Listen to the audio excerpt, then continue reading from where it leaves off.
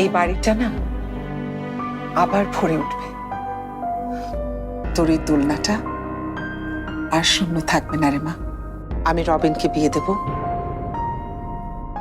রবিনের সন্তানই হবে তোর আর ইমরানের সন্তান, আর সেই সন্তান হবে এই বাড়ির উত্তরসূরি।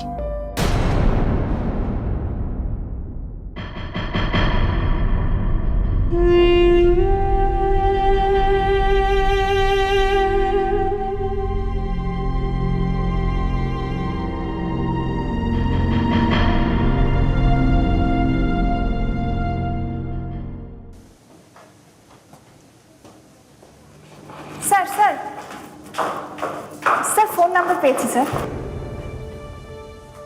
ওই যে আপনার মায়া।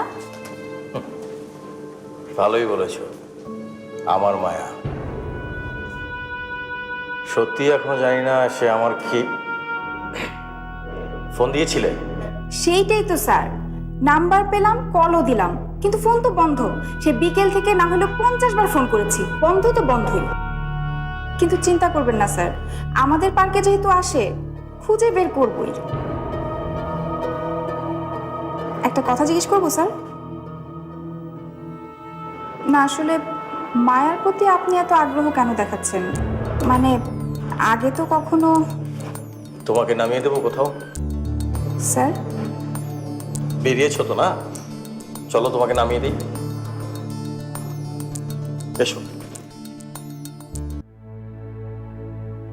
কিরে, খুব অবাক করে দিলাম তোকে।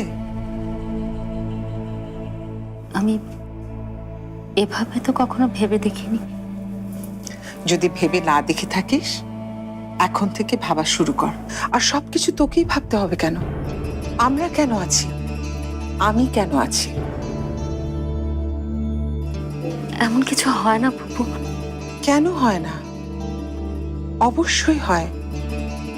নাকি তুই ভাবছিস রবিনকে আমি এই বাড়িতে প্রতিষ্ঠা করতে চাচ্ছি, আর রবিনের সন্তানকে দিয়ে এ বাড়ির সম্পদ সব নিজের করে নিতে চাইছি? না না ফুপু, এমন কথা কেন ভাববো? এমন ভাবনা যেন আমার মাথায় কোনোদিনও না আসে। ফুপু, আমি কি জানি না আপনি রবিনকে উৎসর্গ করতে চাচ্ছেন আমাদের জন্য, কিন্তু এমন উৎসর্গ আমি কি করে মেনে নিই?